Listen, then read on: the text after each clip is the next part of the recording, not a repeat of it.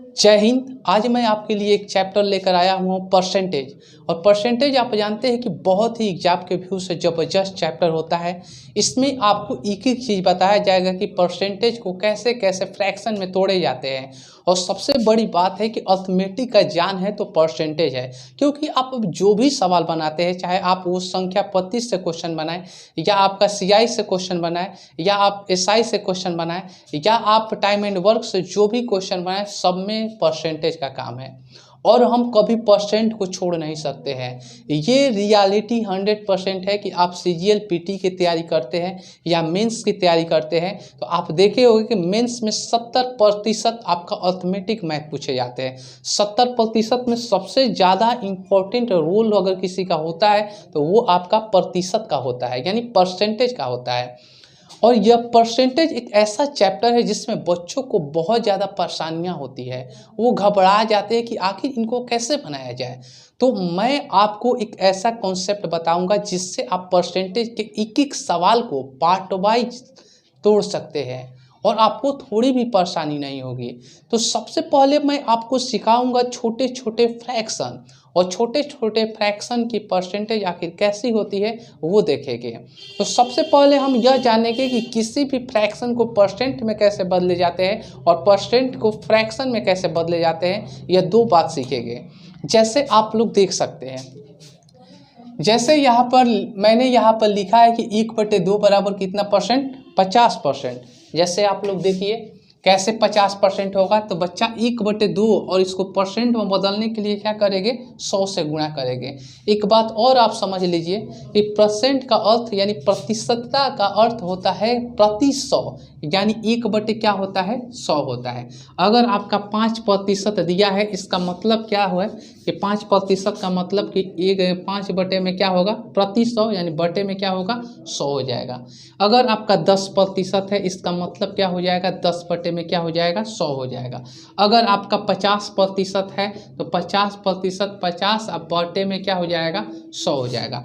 यानी सीधी सीधी अगर हम बात करेंगे तो प्रतिशत का अर्थ होता है प्रति 100, यानी हर एक पर क्या हो जाता है, 100 हो जाता है। ऐसा एक एक बात आप लोग समझते चलिए। आगे आप लोग और वीडियो में अच्छा लगेगा जब मैं इसके बारे में आपको एक एक पार्ट छोटे छोटे समझा दूंगा। जब बड़े से बड़े क्वेश्चन को आप बनाइएगा तो आपको थोड़ी भी परेशानी नहीं होगी। देखिए जैसे हम यहाँ पर देखते हैं बच्चा कि अगर मान लीजिए कि यहाँ पर दिया हुआ है आपका सवाल, जैसे देख लेते हैं। पहले हम आपको चार्ट दिखाएंगे और चार्ट क्या दिया गया है कि 1/2 बराबर 50%। कैसे, तो 1/2 और परसेंट में बदलने के लिए 100 से गुना करते हैं। 2 एकम 2 और 50 हो जाएगा, यानी कितना प्रतिशत हो जाएगा, 50%। 1/3 बराबर 33, सही 1/3% लिखे हैं। यानी यहाँ पर आप देख सकते हैं 1/3 को प्रतिशत में बदलिएगा तो परसेंटेज में तो 100 से गुना करते हैं, यानी 100 से गुना कीजिएगा तो क्या हो जाएगा, यानी 100/3 हो जाएगा। 3 से भाग देंगे यानी 33, सही 1/, कितना प्रतिशत हो जाएगा, 3%। यानी आपको समझ में आ रहा है। अब यहाँ पर देखेंगे कि 1/5 बराबर कैसे होगा, तो 1/5 बराबर हो जाएगा कितना, तो 1/5 को अगर परसेंट में बदलेंगे तो 100 से गुना कट जाएगा, यानी आपका आएगा कितना प्रतिशत, 20% आएगा। यानी इसी तरह आपका टोटल हो जाएगा 1/4 बराबर 25%, 1/5 बराबर 20%, 1/6 बराबर 16, सही 2/3%, और 1/7 बराबर 14, सही 2/7%, 1/8 बराबर 11, सही 1/9%, 1/10 बराबर क्या होगा, 10%, और 1/11 बराबर 9, सही 1/ क्या होगा, 10%। अब सवाल है कि सर हम इस सभी चीज़ को क्यों आखिर पढ़ रहे हैं, इसका कहाँ पर यूज है, वो मैं आपको बताऊंगा कि आखिर इन सब का यूज कहाँ पर है।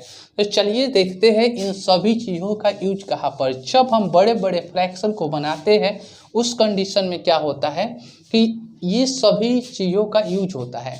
और कैसे होता है मैं आपको एक एक कॉन्सेप्ट समझा देता हूँ। जैसे देख लीजिए, जैसे दिया गया है कि 5 क्या है, 11 है, इसको प्रतिशत में बदलिए। तो आपसे बोला जाएगा 5/11 को प्रतिशत में बदलने के लिए, तो अगर आपको बेसिक बनाना होगा तो कहिएगा कि सर 5/11 को प्रतिशत में बदलने के लिए 5/11 लिखकर और 100 से गुना कर देंगे।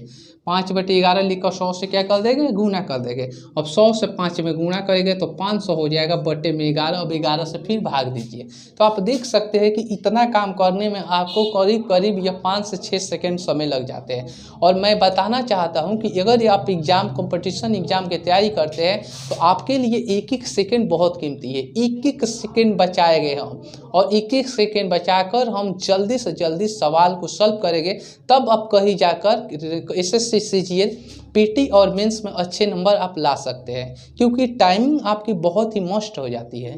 तो चलिए देखते हैं, इसे मिटा देते हैं। ठीक है, 5/11 है। सबसे पहले आप एक बात जानिएगा कि नीचे वाला मूल नंबर होता है, और 5/11 को लिख सकते हैं ऐसे 1/11 गुणे 5। कोई डाउट है किसी को? नहीं डाउट है, अभी समझते जाइए। तो बताइए 1/11 बराबर 9 सही 1 बटे क्या हो जाएगा, 11 हो जाएगा। 9 सही 1/11%। अब जान गए हम कि 1/11 को 9 सही कितना, तो 1/11%। और गुणा किससे करना है, 5 से करना है। 5 से 9 × 45 हो जाएगा, और यहाँ पर 5 एकम 5 हो जाएगा, और बटे में क्या हो जाएगा, 11। यानी आप जान गए कि 5/11 बराबर क्या होगा, 45.5/11%। अब बच्चा इसको और जल्दी हम करेंगे, क्योंकि ये 2-3 लाइन जो लिख रहे हैं वो लाइनिंग हम नहीं लिखेंगे। जैसे मान लीजिए कि हमको लिखना होगा क्या, कि 7/11 लिखना है। इसका कैसे होगा, 8/11 लिखना है, फिर से 9/11 लिखना है। तो कैसे होगा, लाइन बाय लाइन देखिए। अब जान गए कि 1/11 बराबर कितना हो जाता है, तो आपका 9 सही 1 बटे क्या होता है, 11% होता है। तो बताइए, तो 1/11 बराबर 9 सही 1/11% होगा।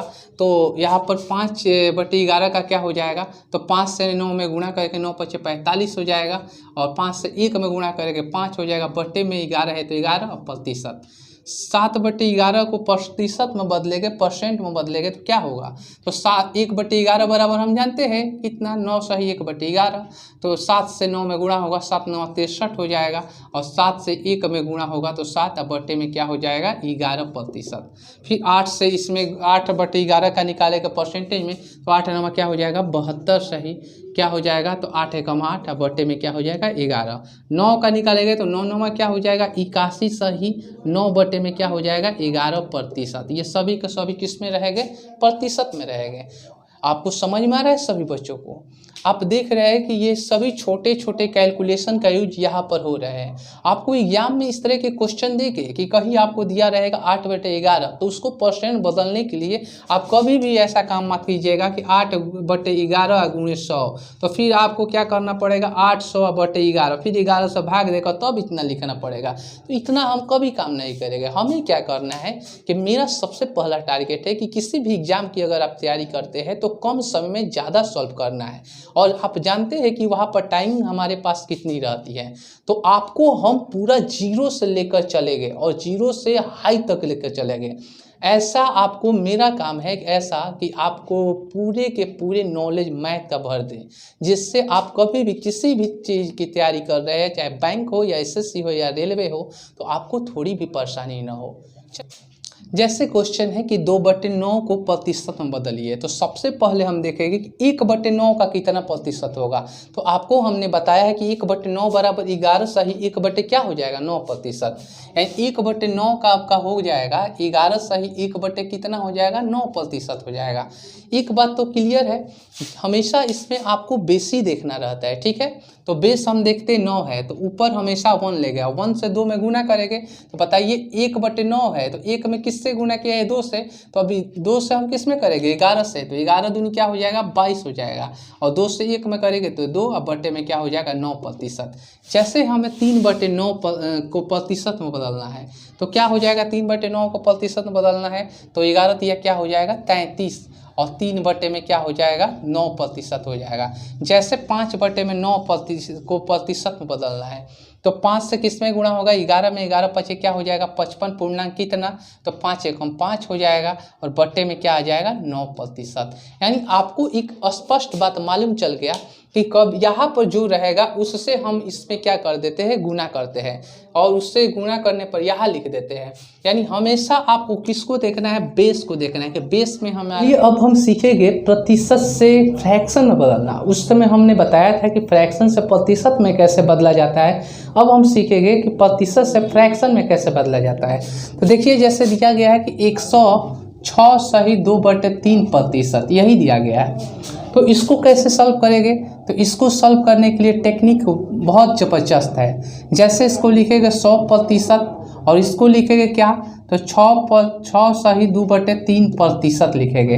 अब 100% का मतलब क्या होता है, एक होता है, और प्लस 6 सही 2/3% का क्या हमने बताया था, तो 1/15 बताया था। ठीक है, देख लीजिए यहाँ 6 सही 2/3% बराबर 1/15, तो यहाँ पर लिख देंगे 1/15। ठीक है, अब यहाँ पर हल करेंगे तो क्या हो जाएगा दोनों का, तो 15 1 16, 16/15, यह आपका आंसर है। जैसे एक क्वेश्चन हम लेते हैं क्या, तो 111 सही 1/9% को बदलना है।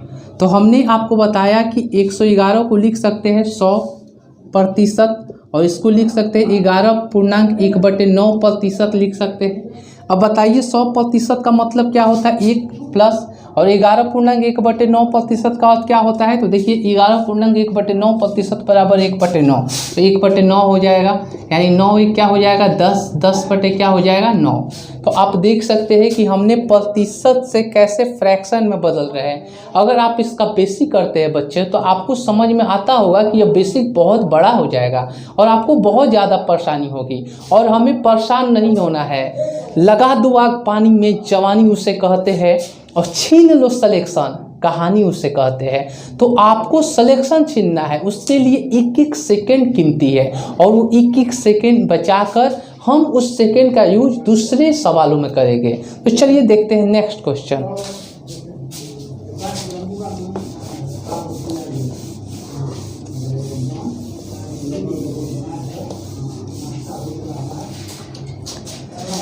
जैसे दिया गया है 116.2/3%। अब हम क्या करेंगे, 116 को तो 100% प्लस 16.2/3% लिखेंगे, तो 100% का मतलब 1, और 16.2/3% का अर्थ क्या होगा, तो देखिए 16.2/3% बराबर 1/6, यानी कितना हो जाएगा 7/6 हो जाएगा। आपको समझ में आ रहा है एक बात। और बच्चों मैं आपको यह बताना चाहता हूँ कि प्रतिशत का एक एक पार्ट को हम लोग लाइन बाई लाइन देखेंगे।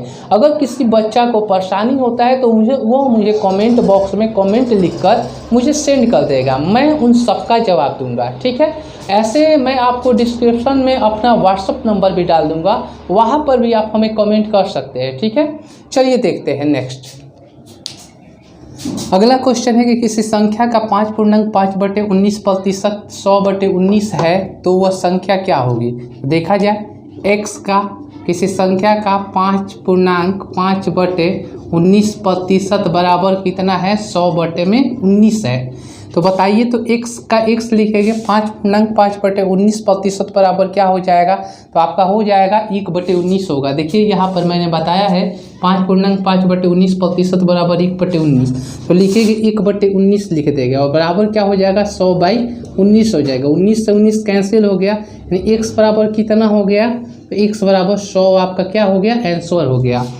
आपको इसी तरह एक एक क्वेश्चन मैं बताता रहूँगा, और कल से आपके असाइनमेंट के मैं क्वेश्चन स्टार्ट कर दूंगा, और आप लोग लाइन बाय लाइन मेरे सभी क्वेश्चन को देखिएगा। मैं एकदम दावे के साथ कह सकता हूं कि आप किसी भी एग्ज़ाम की तैयारी करते हैं, चाहे बैंक हो, एसएससी हो, रेलवे हो या डिफेंस हो, वो कोई एग्ज़ाम नहीं छूटेगा आपसे। और आप लोग को अगर ये मेरी वीडियो अच्छी लगी हो तो मेरे चैनल को लाइक और सब्सक्राइब जरूर करें। जय हिंद, जय भारत।